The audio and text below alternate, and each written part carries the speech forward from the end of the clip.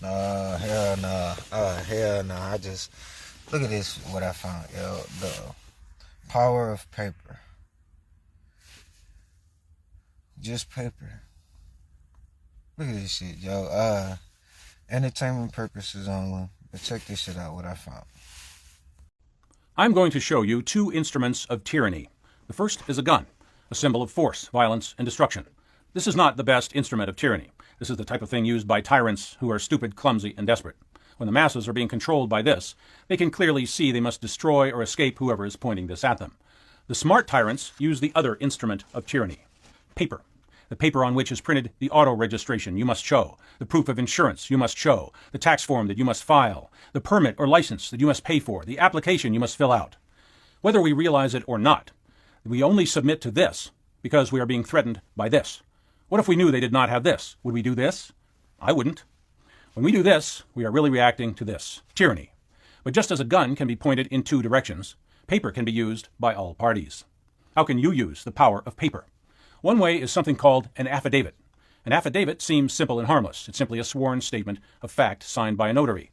But a lot more people have been robbed with this than with this. A properly executed affidavit is law until it is rebutted by another affidavit. Suppose you send your mortgage lender an affidavit that says you just discovered that the loan documents they asked you to sign have misrepresentations, lack of disclosure, or fraud. If you are wrong, you may go to jail for perjury. If you're right, you may get the deed to your house free and clear. An affidavit is a powerful thing. The author of an affidavit can take all the marbles. He can make the rules. In my affidavit, I can say, you hereby agree to pay me $50 a month unless you rebut this affidavit within 30 days. If you make the mistake of tossing that affidavit into your inbox and forgetting about it, 30 days later, you are a slave to me. Under the law, $50 per month of your earnings belongs to me. That's the point of those cryptic notices from your credit card company. These are the new terms of your credit card. The law says that you agree and accept the presented terms unless you respond and refuse to accept. If you respond, you can change those rules all you want. All you have to do is respond. That notice they sent you is not enforcement of their rules. That is an opportunity for you to agree with their rules by remaining silent. Send a notice back saying, you may not charge me any late fees, and I will not pay more than 5% interest on my credit card charges, and those are the terms you must accept if you wish to have me as a credit card customer. If the credit card company does not rebut or cancel your card within your time limit, you are legally entitled to the terms you offer. Your announcements and demands are just as valid as theirs. If your notice is in the form of an affidavit, no judge, court, or officer may deny your claim, and the credit card company may not impose different terms unless you agree to them either by response or by silence. As odd as it seems, it's probably not a good idea to ever sign anything that you did not write yourself. If you write it, it benefits you. If they write it, it benefits them, and it probably costs you in a big way. An affidavit is not a complicated thing. Samples of them are easy to find. There's no particular layout that's required.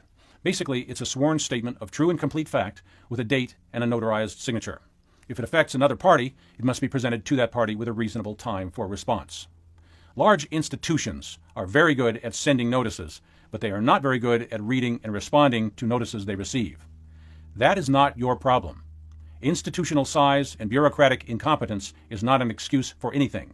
Send them the notice and hold them to the terms contained in that notice. If they refuse your terms, change the terms or walk away from the relationship. Just make sure that you always play by your rules, not theirs. That's what the Declaration of Independence is. Our rules, not theirs. Just as tyranny comes in many forms, revolutions come in many forms. We can have a nice, nonviolent revolution. We can even do it all through the mail if we borrow a trick that institutions use against us. If this is used more effectively, then nobody will have to use this. But don't do it if you don't know what you're doing. Paper can be dangerous. I'm Jerry Day, and this is Matrix News Network.